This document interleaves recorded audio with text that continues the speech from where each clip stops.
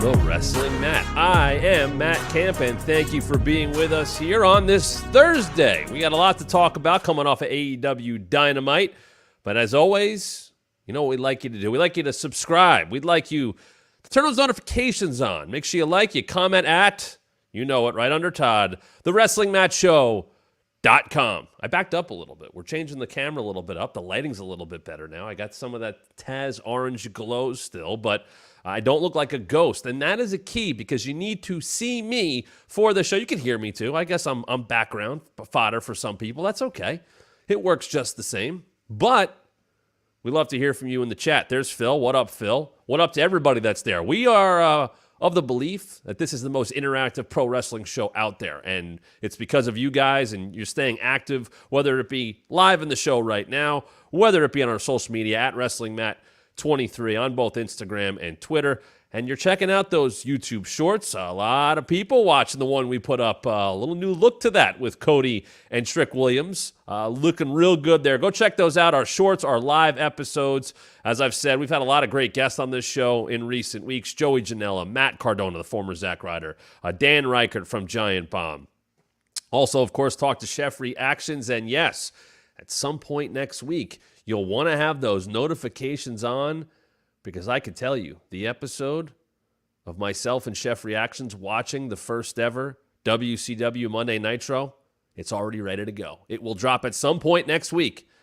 So make sure you turn your notifications on. And if you haven't yet, right there, you know the deal. Subscribe at thewrestlingmatshow.com. It's always right under Todd. If you forget, it's always right there. Hello, Phil. Hello, Kobe. Hello, Will. Hello, Corey. What's going on? Love to get your thoughts on what's going on in the world of professional wrestling. Obviously, it's a big weekend for WWE with Clash at the Castle on Saturday. I'll be doing Busted Open on Saturday morning, and I'll be doing a little bit for Bleacher Report that afternoon as well. But we still have time here on the Wrestling Mat. We'll get a full Clash at the Castle preview coming up tomorrow. But today, let's talk a little more AEW Dynamite, Tombstone of Forever. Hi, Matt. I noticed that NXT had all their heel segment for the women's title. I said the same, sir. I said the same. And I thought that it's what NXT does sometimes. You know, they just let the crowd sees how they react to things. It kind of felt like Roxanne and Lola were baby faces. That was a baby face house clearing. So that was odd to me. I don't know if I love that, but we'll see. We'll get to more NXT. Mike, what's up, Mike Rathburn? Good to see you here, sir. Always a pleasure. Let's talk, though, about Dynamite. And please, I'd love to hear your thoughts on this conversation. And if you are interacting in the chat, you can pretty much do that exclusively here at thewrestlingmatshow.com as we are on YouTube. So let's talk about Dynamite. I'll hit this question here. Put up Kobe's question, because this is going to be one and done on this one. Out the gate with Fightful reporting Jeff Hardy's AEW contract expires this week. Do you think WWE gives him another chance following how he left? Hell no, and they don't need to. No reason whatsoever is anyone clamoring for Jeff Hardy to be on TV at this point in time in his career. I don't know if you want to call him burn bridges. I don't know if you want to call him screw-ups. I know he's dealt with addiction, but I also watched his run in AEW, and it wasn't very good. It's not the same guy. I think him and Matt could make a killing once again doing an indie run. He just got to do signings. He's going to play his music. I'm good on Jeff Hardy matches. I'm good. J Love Sports, wrestling's honesty broker. That, I'm honest on it. It's the person, I've had nothing but nice interactions with Jeff Hardy. Multiple times. In 2024, who's clamoring for that? Is wrestling missing Jeff Hardy matches right now? I don't think so. That's just reality. He can go hit the indies. They can go do signings. They can make appearances. But no, I don't think WWE takes another shot on him. Maybe he pops up. I guess they're doing the Hardy compound stuff tonight on Impact. Sure, that can happen there. But let's get to Dynamite. All right, Will, let's get your comment. Good episodes. The Elite storyline is iffy logic that has hurt that angle. I tend to agree with that. I'm going to get to that in a second. Let's, first of all, I don't want to say course correction because you have to stay on a course for it to be officially corrected. And I'm very much wait and see because I don't want to give AEW too much credit. Like, I don't want to criticize them too much. It's one show. I think a lot of things were pointed in the right direction.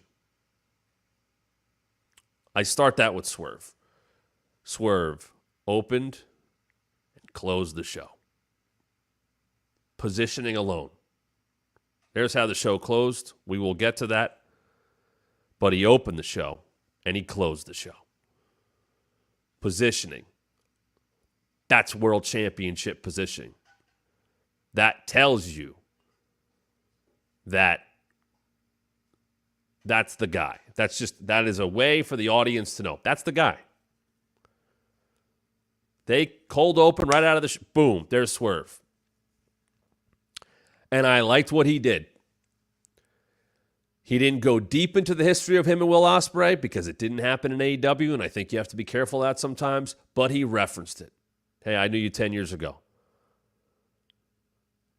I told you had to be tougher. You had to be more. You had to be an assassin. And he said, you were an assassin against Kenny Omega. You were an assassin against Takeshita. You were an assassin against Bryan Danielson. And then he said, double or nothing, not quite sure.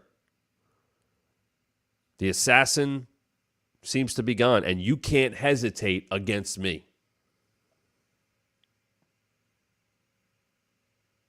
And when he said that, that is the Swerve confidence that has to always remain even as a babyface. As a heel, he could turn that up to cockiness. That's okay. I always feel Mercedes Moné is a couple turns of the dial one way or another. You pretty much know who she is. Swerve is similar in that way. That was a confidence last night telling his opponent, who he, as he said at the end of the night, said, hey, we're friends. There's a high level of respect there. But Swerve's telling him, the assassin's got to be the one to face me at Forbidden Door. The assassin's the one who needs to be there if he wants to become the AEW World Champion. Swerve has never taken his foot off the gas. Heel, babyface, that's good. That's a very important thing. And I know the ratings dropped a few minutes ago. We will get to those. I promise. I see them. We'll get to them. Try not to go off as many tangents. Now, Swerve also called out the Young Bucks. So with Forbidden Door coming up in a couple of weeks, Swerve, who really only has one focus in Will Ospreay, while Will Ospreay has Swerve to worry about and being international champion, and we'll get to the main event with Rey Fenix, all of a sudden Swerve is looking over here, but he's also looking over here. I like that in pro wrestling. I like people not having tunnel vision. Swerve's awesome. Wrestling's biggest fan is a fan. Yes. I thought last night, from a character standpoint, at least as AEW champion, was Swerve's best night.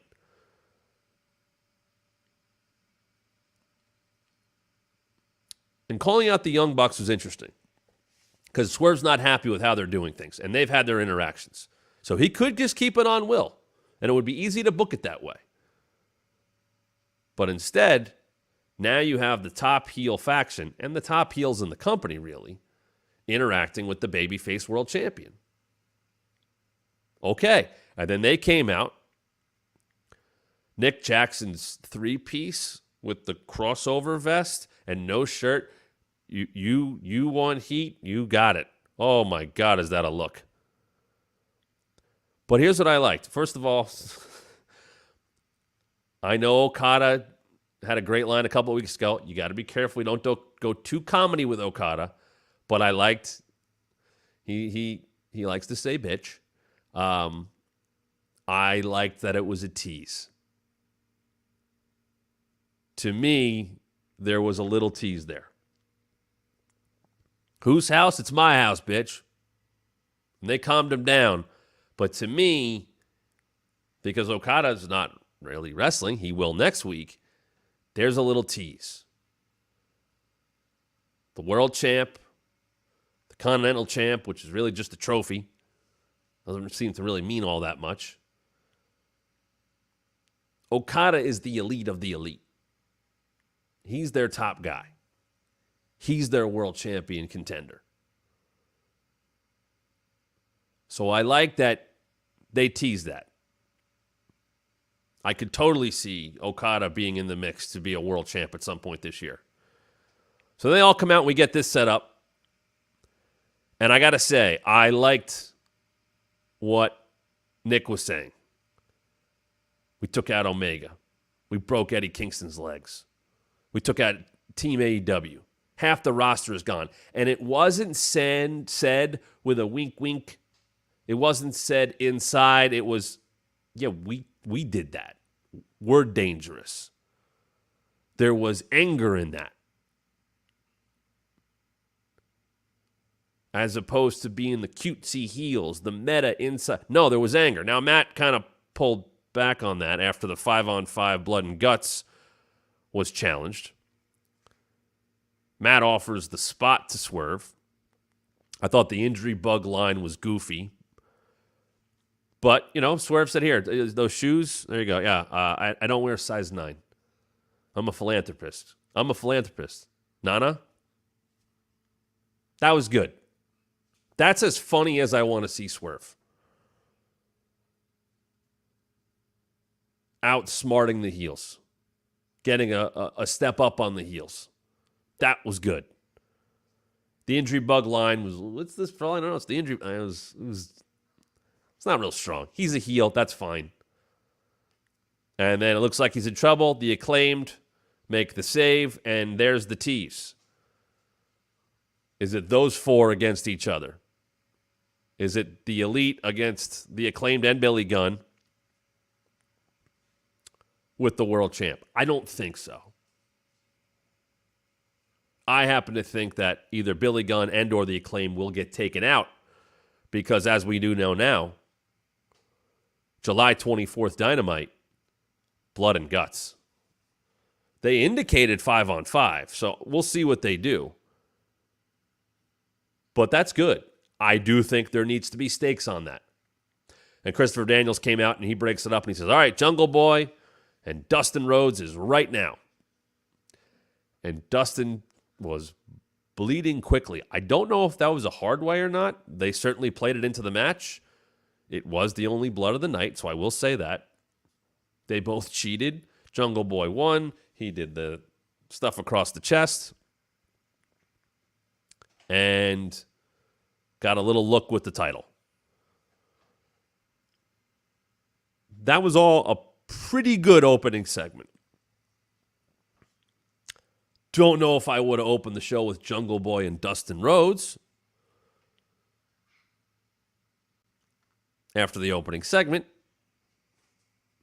Also, Christopher Daniels says, you know, Okada Bucks, you're champs.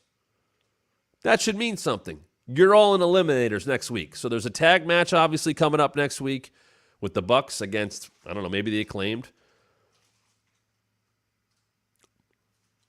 Okada Billy Gunn?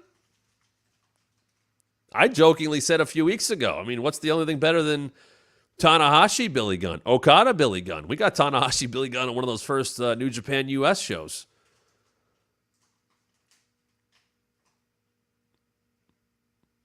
I don't know. I kind of want to see that match, actually. But I like that. They took care of that. They're getting those guys in the ring. Someone mentioned here in the comments about the hierarchy and who has say over what. The Bucks they put the challenge out for Blood and Guts, but Christopher Daniels made their matches last night for next week. I am wondering, There he is. Bearded Christopher Daniels, who was a busy man last night on Dynamite. I am wondering if, and maybe they can explain this, the Bucks can't book their own stuff. They can have say over other things, but they can't book they do need to clear that up a bit. Because theoretically, Tony Khan should be able to override everything they do. He's the owner. Forget the Booker stuff. He's the owner. That's well known. They got to clear that up a little bit. That's a little storyline hole. They got to plug that. They got to plug that up somehow. Mark Briscoe's promo. Let's jump into that. I'm kind of jumping all over the show because I'm thinking about what I like and some of the things I noted as I was watching the show. Mark Briscoe's promo with Kyle O'Reilly, kind of nice promo, and Orange Cassidy was fantastic. The word of the night was conglomeration, everybody. His promo was so fun. It was so full of life. When I saw that trios tag match announced, I went, oh, okay, that's a super babyface team. Mark Briscoe, Orange, and Kyle's gotten over well. That promo, I think, would make anybody kind of sit up and go, ooh, who's that guy? And obviously Mark Briscoe's been around forever, but he's not been on Dynamite all that much. And I saw it and I was like, be on the show all the time. Kyle's reaction to it, Orange's reaction to it, Orange saying only one person has my... Orange being the anti-Sting. Well, I guess these guys have my back. He wasn't super trusting of Kyle and Mark Briscoe. And then Willow stepped in and he was like, yeah, I know she's got my back. And they all kind of were like, what the hell did Mark Briscoe just say? Good promo. I like that Orange is down about what's happened to him. Losing his best friends, dealing with Trent. I think there's something to that. I think that gives him depth. So they go out and they have this match. Takeshita, and Roddy, Kyle Fletcher, and Callis is out there, and it's a wild match. There's all kinds of stuff going around. And I do want to note that after the Mark Briscoe promo, I went, oh, there's the number one natural baby face in the company. And that's not a knock on Swerve, and that's not a knock on Will. Swerve's got some of those heel tendencies. He was a heel before that. Will's on his way. But I'm talking about lovable, likable, talks people into the building with his words. That's Mark Briscoe. Wrestling's biggest fan. Briscoe always seems to find a way to deliver the goods. And the announcers, to a man, were all like, I love that guy. Like, they couldn't hide it. I guess Taz leans a little more heel, but not really. You know, those aren't really defined roles. Obviously, Tony Schiavone is the uber baby face, experience voice, and Excalibur is going to lean baby face because he's the straight man. He's the lead play-by-play guy. But I loved that they all reacted to Mark Briscoe because it was a genuine reaction. And the match has all kinds of stuff in it, good action, and they go Kyle Fletcher, who is a champ in Ring of Honor, over Mark Briscoe, the world champ. So you think that sets that up. Will Morris noting, hopefully he drops the Ring of Honor world title to Fletcher. That would free him up for Dynamite. Those Ring of Honor titles don't mean much. We see them more on Dynamite than we actually do on Ring of Honor television because you got to buy. And that's... I hope that's figured out or cleared up or that gets rolled into the TV deal more. But if getting the Ring of Honor world title off Mark Briscoe gets him on Dynamite more, then I am all for it. So then after, OC's getting beat up, and Willow's going to come out to make the save against a bunch of guys, and as she's coming out, boom, Statlander's right there. Beating her up. Stokely gets on the mic. He's being the hater we know he can be. He gets some pictures, and there you go. Orange needs more friends. Willow needs more friends. And you've given Willow, it's such, like, the heat was the correct heat. That wasn't Don Callis on the microphone getting booed while everybody stands behind him. His team beat down the other team after. Trent got his stuff in on Orange. Don Callis, sure, because he has to be on commentary, I guess. He was way more in the background than he usually is, which is a good thing. The heat was on Trent. The heat was on Kyle. The heat was on Roddy, who, as you saw, and it wasn't the focus because I think there were greater things at hand. Roddy kind of taking Kyle out of it with Undisputed Kingdom. I like that. Little background thing, not super big. Almost protecting him in a way because they want him. But the heat was on the right people. And then the heat was on Chris and the heat was on Stoke. Excellent stuff. Great Stambino. The stat run with Stoke is easily the best of stat. Absolutely it is. It's been great for Stokely as well. I think you're seeing him at his best. And I think you're seeing Statlander really come into her own. The raw ability was always there. A lot of people are happy with the Statlander presentation. The music's good. Absolutely. All of it's good. Maybe it's almost too good. But yeah, Stat does come across as a bigger deal. It's the perfect person for Stokely right now to be behind. He can hide behind her when, he thinks he's in trouble. He could put her over. It just works. It's really good stuff. It's greatly defined babyface heel with her and Willow. They're both going to be in the Owen. I love that. Very quickly, because I asked for it. I said, where is Shingo on Forbidden Door? How about even better? Shingo Takagi is in the Owen. So is Pac. 2 enthusiastic thumbs up from me. So good. Oh, man, that tournament is that much more exciting. And if you don't know who Shingo Takagi is, go look him up. He's been with New Japan for a couple of years. He's in Dragon Gate. He made some appearances in Ring of Honor.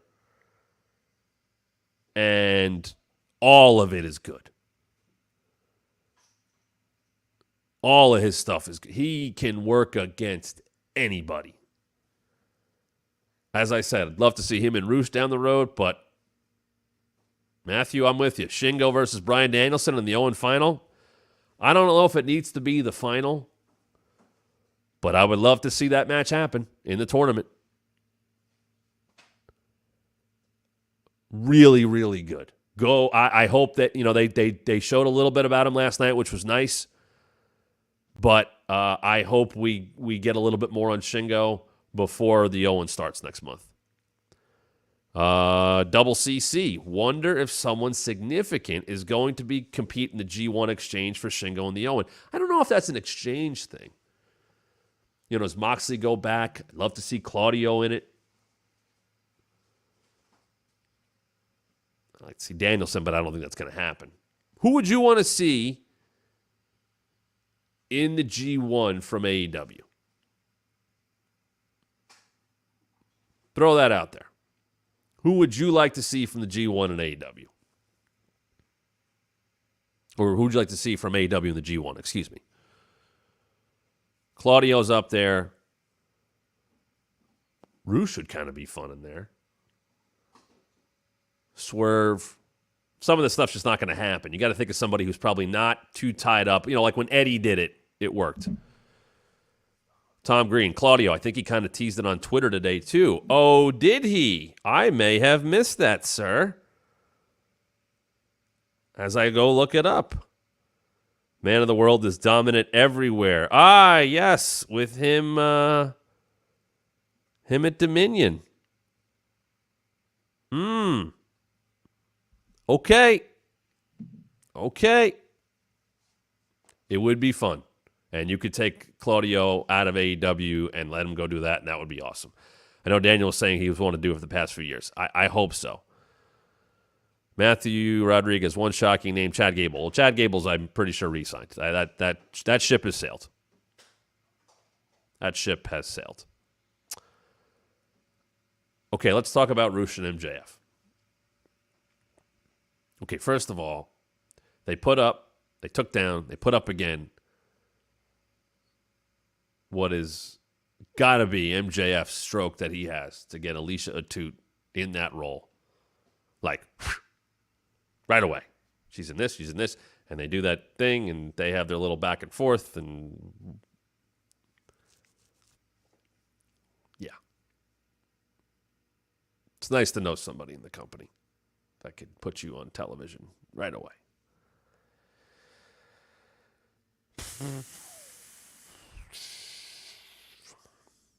More importantly, Roosh and MJF. I was watching Roosh walk out. My daughter happened to be watching, my 5-year-old.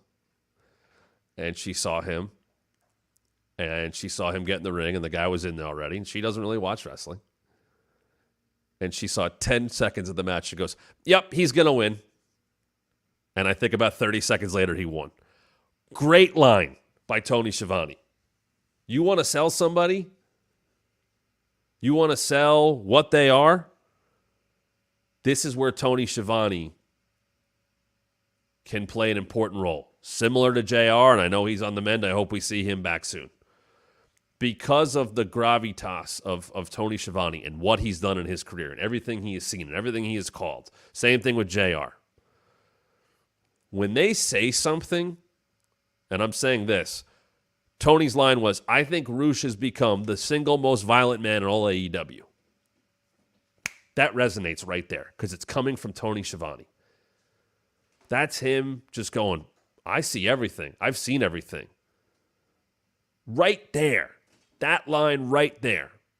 As he's winning a match in about 90 seconds, hitting every guardrail he can around the ring. That was good. That is the kind of stuff on commentary that makes a talent bigger. That tells you what it should be. I've said this a lot. And I don't know if AEW does this. I don't know what their commentators are told or not told or whatever. But you can often tell where WWE wants the fans to go or wants the direction they're going by the commentary. Listen to Michael Cole. Listen to Corey Graves. They're telling you where stories are going. They react, absolutely. It's not pre-written lines like on Tuesday nights. They react to what's going on. But there are things that they are supposed to get over, and that's from them talking to creative. That's from the talent talking to them. And there's a way to do that so it comes across naturally. Way better than it used to be under Vince, when it was hammered home. That line from Tony, I think Roosh has become the single most violent man in all of AEW, is a great line. And automatically, I hear that and I go, okay, great. Because when MJF beats Roosh, what did Tony Schiavone call him? Then MJF will have defeated the single most violent man in all of AEW. So Roosh, to show how violent he is, continues to beat down on the guy that was also kind of named Roosh. And MJF, I said, well, I guess that's kind of the save. He comes down, and he's taped up and ready to go. And they have an okay brawl, decent enough brawl. And I like everybody coming out to break it up. Again, a better brawl than they had. They go to the back and fights. Christopher Daniels starting to separate them. Now, the brawl went long enough that I would say it was okay that Excalibur got to make the announcement right away. Because that was Tony watching and going, oh, we got to settle this. There can't be brawls every week. So the announcement got to them, and next week, Roosh, and MJF opens Dynamite with no commercials.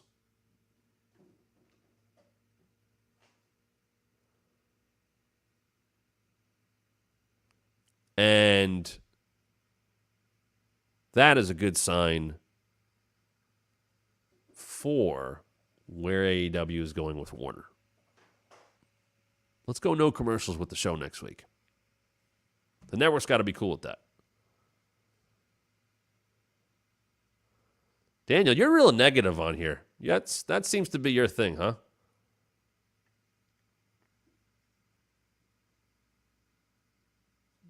Wrestling, by the way, Roosh might be the most violent guy in AEW. That's not a stretch at all. He's also been out. So, yeah, they're going to heat him up.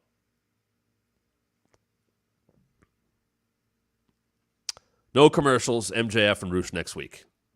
Interesting to see how that does, because we're going to get to the ratings coming up in a little bit. Other things that stuck out to me. So, this was interesting. They have Garcia come out for a squash as they're trying to heat him up, because he has shown he wants Ospreay, or more so, he just wants the international title, which Ospreay has and still had at the end of the night. And Garcia wins easily. Could have been a little cleaner, just in terms of the match. It's weird because he's not that big of a guy, so it's hard to really, really dominate. But he wins. I do want to say, and I didn't bring it up the other day, there is a promo that was cut for their socials that Daniel Garcia did that I thought was really, really good. Go out and go make a point to find it. It's 90 seconds long. It's really well done.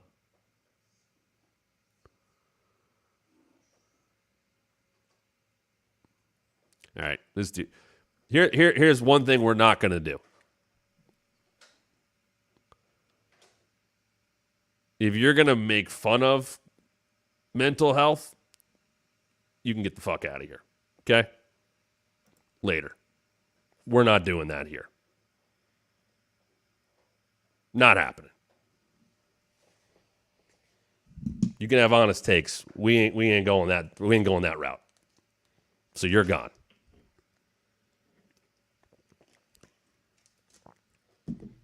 You didn't like getting called out. You go. He's gone. We're done with that.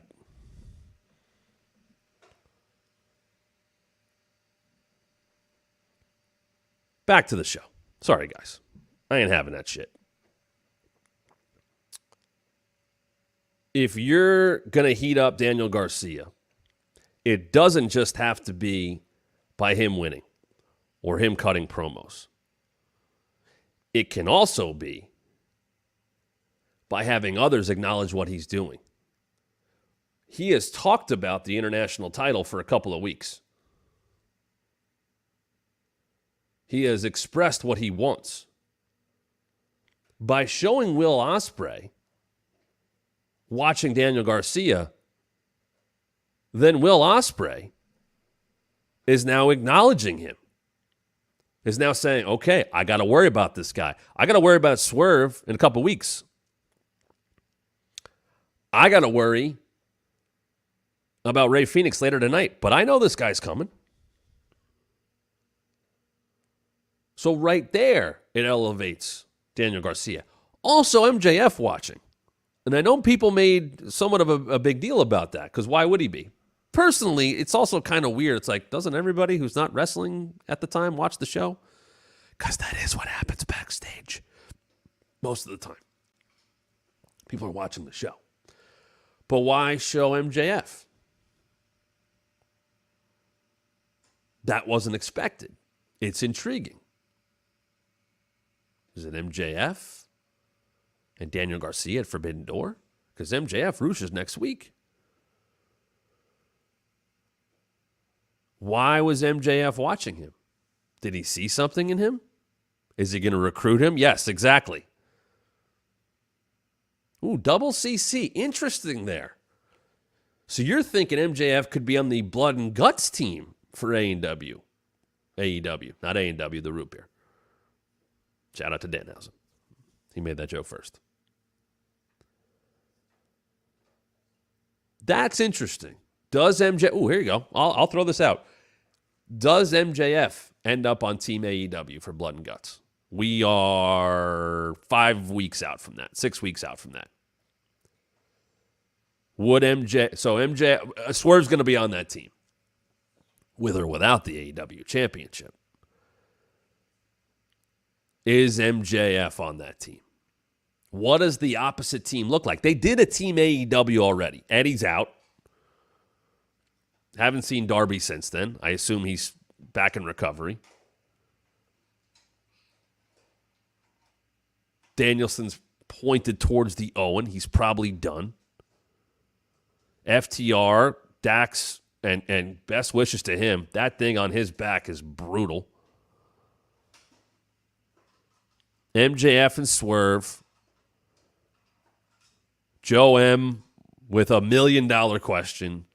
What side does Hangman end up on? Is Hangman back as a babyface? Does Hangman get things going with Swerve again?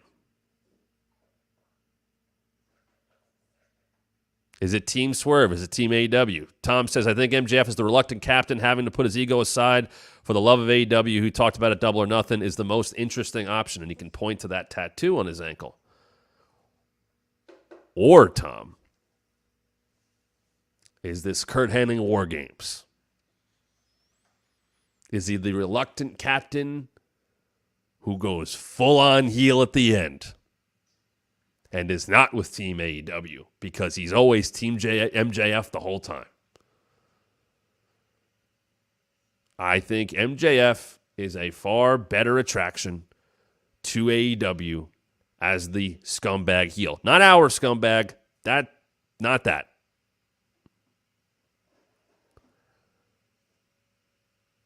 Is he going to screw with Team AEW? Not necessarily the side with the Elite. Maybe they realize and they go, oh my God, it happened, and that's how we won. Will Morris, it's a more interesting story if Hangman and Swerve have to team up, sort of like 48 Hours. I mean, where does Hangman stand right now? I talked about this the other day. Babyface Hangman at his peak is one of the best things AEW's ever done. Babyface Hangman is one of my favorite things in AEW history. The stuff with Punk, who knows? I thought Hangman did a good job kind of being driven to the point of insanity with Swerve and all that stuff. And, it kind of flipped how things went. But, man, babyface Hangman is where it's at.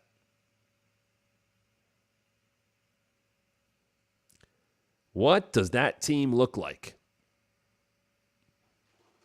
What? And is it 5-on-5? Does the Elite get a fifth member? Do they get a fifth person? Is that Hangman? What would you guys rather? Babyface Hangman or the heel Hangman that we saw with Swerve and then the stuff with Samoa Joe and all that? They've kept him out. I don't know why. He hasn't been seen since that world title match. They've kept him away. You would have to think it's for something big.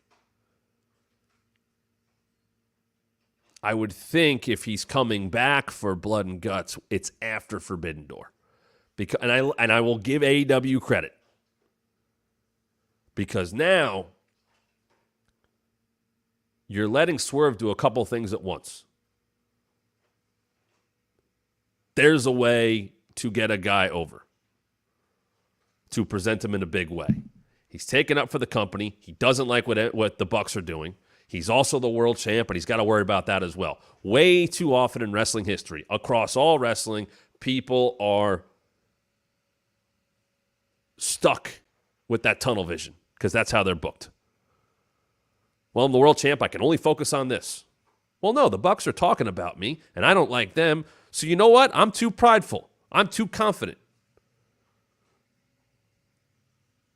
And now we're heading towards a big match with them. 3.5 weeks after Forbidden Door, now that story's bubbling up underneath. Does the Elite get involved at Forbidden Door?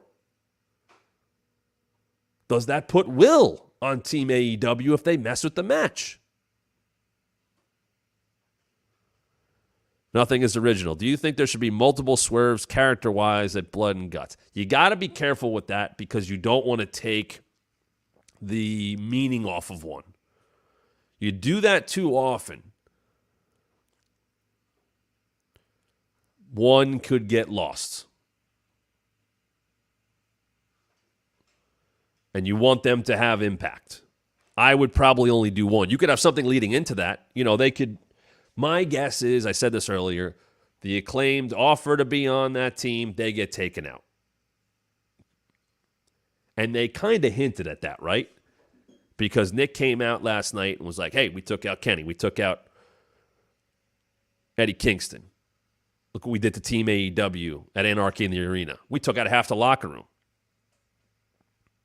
They kind of hinted at the idea of taking more people out. So it would make sense that the Acclaim get knocked out. And maybe the Acclaim take on the Bucks next week in an eliminator. That could be the start of that. Phil, I agree. One big swerve, I think, matters more. Let's bring it back to the main event. We pretty much everything else that I think was meaningful on the show. Oh, people ask about Joe and Hook. Shibata as a cameraman is something. I liked that it was like, oh yeah, they went to that locker room and they didn't bring an AEW camera with them. No, they filmed their own beatdown of the premier athletes.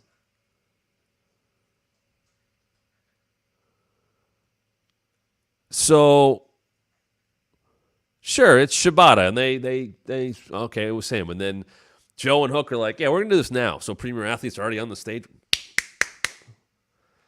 Shibata's filming it. Like, what a badass group, by the way. A little comedy right now. Hook, Joe, and Shibata. Okay. Want to make those trios titles mean something. Put it on those guys. I like Joe taking Hook under his wing. I like the mutual respect. Hell, if you really want to tell that story, Taz and Joe go back to TNA. Taz managing Joe, all that stuff. Main event Mafia. Joe whooped Hook. But there is Joe seeing something in Hook, having respect for his dad. Kind of giving him the direction that he needs away from his dad. And also doing what I think Jericho was trying to do in story. And it didn't work. And no, I ain't talking about that learning tree segment because no thanks. I'm not wasting our time on that. Back to the main event. Ospreay gets interviewed by Renee, watching Garcia, and admits that his thoughts in his head are all over the place right now because he's got Rey Fenix in the main event tonight. He's watching Daniel Garcia because he knows he's a contender. And he's got Swerve, and he's got the Swerve, Phoenix, Garcia, 3 things he's dealing with. Admits, I'm watching all that stuff. I like that. He could be confident, but he also can admit, look, there's a lot going on right now. This is what happens when I'm the international champion. This is what happens when I'm going after the world championship. And apparently, AEW doesn't have inter-office mail because Will had to take the contract and deliver it to Swerve and Nana in the front row. I would have thought that was set up by now, inter-office mail in AEW, but not the case. So he had the manila envelope tucked into his title. Here you go. Watch me fight Rey Fenix. I thought that Ospreay and Phoenix had a good match, not a great match. I think they're capable of more. A couple of spots, so I think Will had to wait for Phoenix. So I think they have a better one in them. It wasn't bad. I thought it was a little underwhelming. But I want to give AEW a lot of credit. Will goes up on the top rope. He said, it's my house. He hits the stomp. He hits the hidden blade. 1, 2, 3.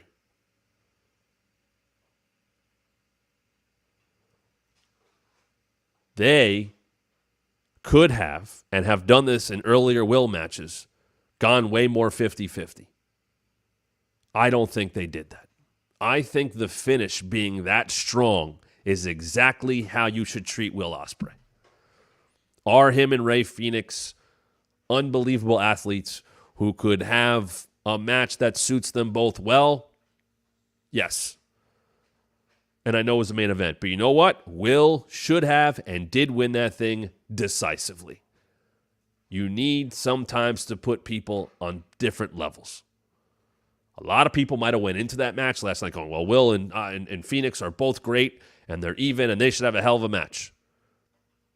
They had a good match.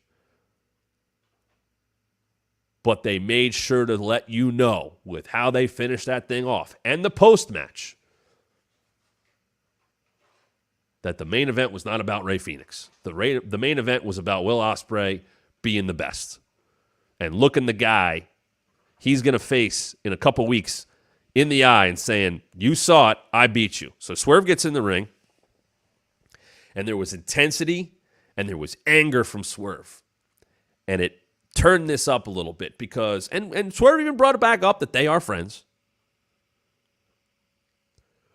But you could see that Swerve was not happy that his move got used, that Will said it was his house. And Swerve didn't like that. And Will kind of smiled his way through it. And he was saying, you're not strong enough to hold this. And he's pushing it in Will's arm as he's got the international title here. So Will just takes it and puts it right here. And Swerve was so pissed, he walked away from it. Now, he could have beat him up right there.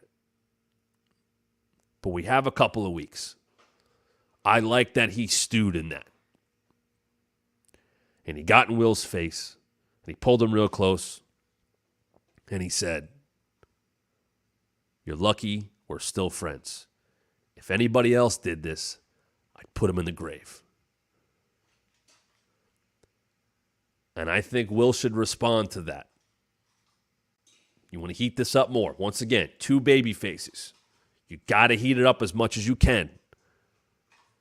I think Will needs to respond to that in the next week going, if you're going to beat me, you better put me in the grave.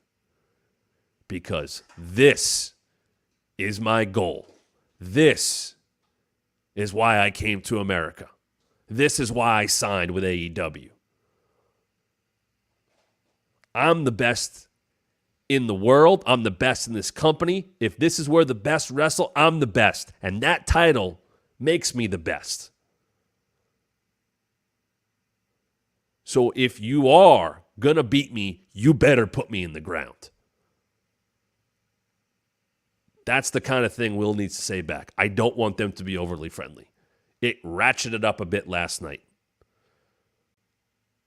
Respect is fine.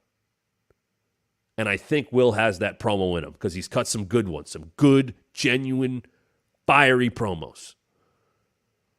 That's the promo that needs to follow up what happened last night. And we get that much more invested in the match. Now, let's get some of these comments here. Will Morris, that does set up the possibility of Swerve using the Tiger Driver 91. Interesting. And that plays into the promo. Will too afraid to use it. Maybe Swerve's reaction is, you're saying I got to put you in the ground? You can't hold anything back from me, son. You want to beat me? You better bring that Tiger Driver back. You're going to need it. And then some.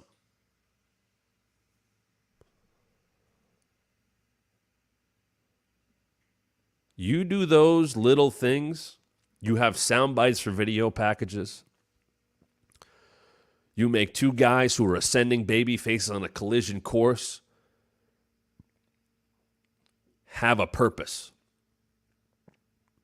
You make them intense, focused. you also make that championship mean as much as it possibly can. I love the tagline, where the best wrestle.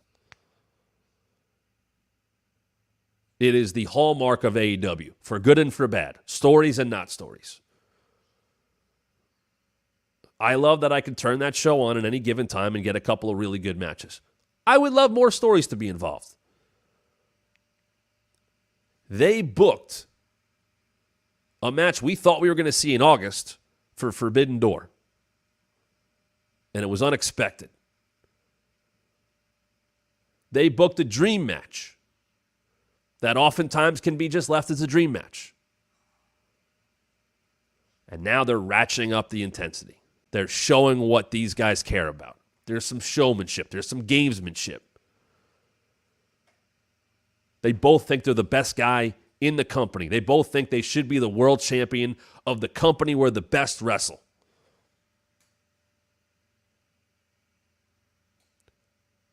Being the champion is not always about just what you do in the ring. It's what you do here. It's what you do here. There's a feeling. There is an aura about being world champion. Swerve opened and closed the show last night.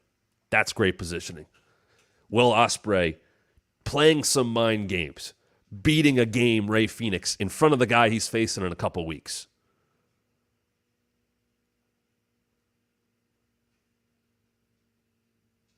I am more hyped for that match now. I don't know how that match is going to go. But they're doing a good job with it.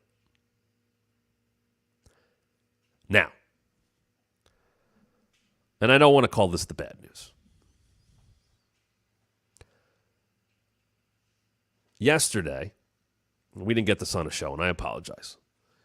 NXT put up 718,000 viewers. 7% drop from the week before. And the 18 to 49 demo was about the same at .22. I was surprised by that number, especially with Cody on the show. I think WWE was surprised by that number, disappointed by that number, to go down with Cody. Not facing the NBA Finals. I saw that and went, okay. AEW absolutely has a shot. And they didn't do it. Well, let me just say this. They didn't do it in overall viewers. 681. That's a disappointment. They went up against Game 3 of the NBA Finals. But they did do a .23. So they beat him in the rating. In the demo. That is unfortunate because I thought it was a very good show. Now, I don't think the DVR numbers come up as often. I think that show will do okay after the fact. I think the best thing for all companies is for the Celtics to finish that thing out. The Olympics are coming in a month and a half or whatever. That's going to be a problem for all wrestling shows ratings-wise. I hope that AEW has not been dissuaded by that number because I think they put on a pretty good show. I think they put on one of their tighter shows in a while. I thought the talent was presented across the board for the most part in a very good way. I don't have a lot to poke at on that show. So I hope they continue on. As I said earlier, I don't want to say they righted the ship because they got to keep it on there. But I think a lot of things were pointed in the right direction. Primarily, the presentation of a world champion in Swerve Strickland. Opening the show, the promo, the crowd being into it, and being there at the end. Other than Jericho's crap, that's a good show. Let's see where it goes. Let's see how they continue to build on that. I know they have the Collision 1-year anniversary this weekend, and the timing is extremely unfortunate. And I know there will be a gap between Clash of the Castle and Collision. But WWE PLE weekends, it's never the best news for Collision. And I know they've been okay on some of those. They've done all right. I believe, if I'm correct, Clash will start at 2 Eastern. 5-match show right now. 5-ish, 5:15. The last PLE was 5 matches. Please. More 5-match PLEs, please. If they're not the big ones, Clash the Castle is the Drew McIntyre show. There should be a decent enough gap between Clash and whatever they do after, because it sounds like press conferences are being looked at again and maybe altered a bit. I can only wonder why. There is SmackDown in Scotland tomorrow night, which is cool. And then they go, I think it's noon to 2 for their countdown, or whatever that show is, which I'm glad Jackie will be back on. I saw she's in Scotland. So she'll be back running the table. And then pay-per-view, and then whatever they do after. So there'll be a little space between that and Collision with the 1-year anniversary. So that's good. Tomorrow on this very show, at 5 p.m. Eastern, we will be doing a full Clash at the Castle preview, looking ahead towards SmackDown, any other news that comes out. I do want to say I am thrilled, and sure I'm biased because I'm friends with him, that Drew McIntyre is getting to have the week he's having, to be celebrated the way he's having. To be celebrated the way he's been celebrated. Local news, going back to ICW. I'm happy about that. He deserves that. And I don't know what the weekend will bring for him. And I will tell you, he is not some belt mark that needs to walk out on Saturday with the title to be happy. He is someone who wants to do the very best of his ability. And whatever that will bring on Saturday, CM Punk included, I think Drew just wants to do the best possible job he's supposed to do and see where things go from there. But I'm happy to see him back at home. Yesterday being the 10-year anniversary of getting released, I loved what he posted about that. I didn't even make the headline when I got released. And now look what he's doing. That show is happening because of him. Make no mistake about it. I'm glad that Piper's on that show, and Alba and Isla, and they're getting some homecoming. This goes back 4 years. Drew's rise is the reason Clash of the Castle is in Scotland this weekend. And I'm very happy for him, and I think he has got a lot of intrigue behind him. I think he's got more momentum behind him than he's had since that night in Brooklyn right before the pandemic took everything away when he dropped Brock Lesnar 3 times. That's where he's at right now with his character. And I'm glad they're leaning into the fact that he's home and he's basically a babyface at home. We'll see where it goes on Monday. But I'm very happy for him, and he deserves this, and I think he's going to put on one hell of a show this weekend. And I am excited about that. I don't think there's a lot of juice in that show besides that, and obviously AJ and Cody will have a good match. But Saturday is the Drew McIntyre show. He has earned it. And I can't wait to see what happens because there is intrigue. Does he just walk out as champ? Does Punk get involved? Can Punk even get out of the country in time?